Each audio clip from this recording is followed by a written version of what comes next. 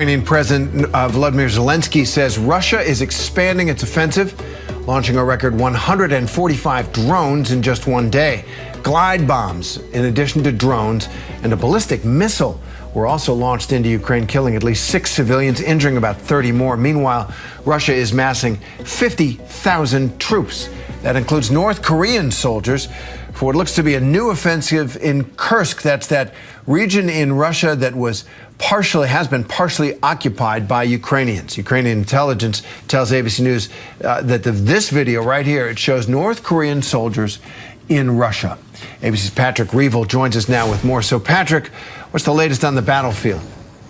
Hi, Terry. Yeah, I mean, the latest on the battlefield is mainly very worrying signs for Ukraine. As you say, there are 50,000 Russian and North Korean troops now said to be massed in the Kursk region. Of them, it's estimated that there could be as many as 10,000 North Korean troops, all there to basically take part in a counteroffensive to try and push back Ukrainian forces that managed to seize a foothold in the Kursk region back in August. And as you know, as we understand it from what we can assess, Russia has already, over the last couple of months, been able to take back about half of what the Ukrainians had managed to seize back in August. But so far, the Ukrainians had been holding them. There's an expectation now that Russia will attempt a bigger offensive to try and remove them. But it's not just in Kursk. Also in eastern Ukraine, we're seeing Ukrainian forces under severe pressure at multiple points, in particular around the town of Kharkiv, where there is now the risk that a large number of Ukrainian troops could find themselves surrounded. There's a risk there that the lines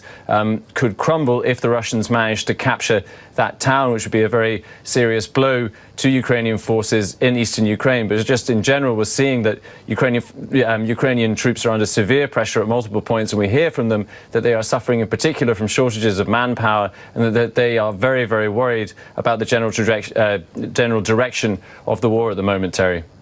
Yeah, let me pick up on that, Patrick. Manpower. So this is 1,000 days into this war now. We remember it beginning with Russia's attempt at lightning strike into that country that would topple the government and give the entirety of Ukraine to the Kremlin. That didn't happen. It settled into this grinding, awful conflict. And now Donald Trump is back in office saying he's going to end it. What's the mood in Ukraine? What's it look like for them going forward? You know, I think that's a fascinating question, because I think many people might be surprised to hear that within Ukraine, a very large number of people believe that Donald Trump's election is potentially a good thing for Ukraine, and they prefer it to if there had been a Kamala Harris victory. And the reason for that, I think, is the deep disillusionment that there is in Ukraine about the Biden administration's policy over the last year, really, where they were imposing quite significant restrictions on how Western weapons could be used. And basically, many Ukrainians, and we hear this from some senior Ukrainian military commanders, many Ukrainians feel that essentially the Biden administration was giving Ukraine enough to be on life support, but not enough to win and not enough to force Russia into fair negotiations. And so what they're hoping is that Donald Trump potentially can create a situation where at least there's an opportunity now for negotiations. They know that there's a risk as well, that he said he's going to cut aid. They're very concerned about that, but they hope that this at least creates an opportunity for them to try and have negotiations, Terry. Wow.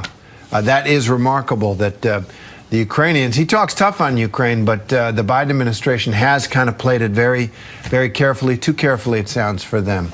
Patrick Reevell, I know you've been following this since the beginning.